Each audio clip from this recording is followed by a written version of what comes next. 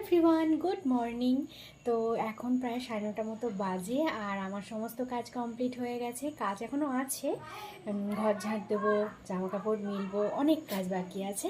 তবুও কিছুটা কাজ কমপ্লিট হয়ে গেছে। মেয়ে স্কুল থেকে চলে এসেছে, মেয়েকে টিফিন খেতেও দিয়ে দিয়েছি, মুড়ি আর হচ্ছে যেটা আমার মেয়ের সবথেকে পছন্দের, ও পছন্দ করে এটা খেতে, মুড়ি মানে হচ্ছে সব রকম স্যালাড মাখিয়ে চানাচুর, কাঁচা লঙ্কা, শসা, পেঁয়াজ, গাজর, ধনেপাতা সব কিছু মাখিয়ে ওকে মুড়ি দিয়ে দিয়েছি। ও নিজের হাতেই খেয়ে নেবে, ভীষণ ভালোবাসে খেতে ওটা। আর ওগুলো তো শীতকাল ছাড়া ভালোও লাগে না অন্য সময়। তো আর আমিও ব্রেকফাস্ট করবো আর কি, হাতে থালা নিয়ে দাঁড়িয়ে আছি। ভাবলাম চলো এখন তোমাদের সাথে একটু ভিডিও শেয়ার করি।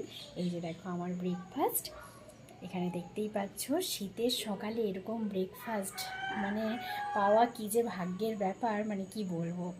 তো ফাইনালি পায়েস, তারপরে সরু চাকলি আর হচ্ছে মিষ্টির রস, নলেন গুড়ের মিষ্টির রস, নলেন গুড়ের যে রসগোল্লা হয় সেই রসগোল্লার রস।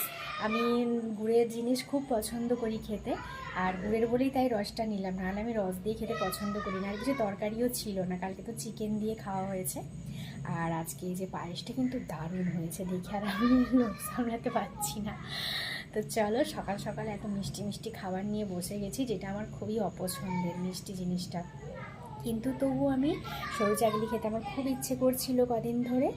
আর পায়েসটাও আমি ভালোবাসি মোটামুটি, কিন্তু সকাল সকাল ভালোবাসি না। কিন্তু এতগুলো খাবার মানে মুড়ি খেয়ে এতগুলো খাবার খাওয়া যাবে না, তো সেই জন্যই।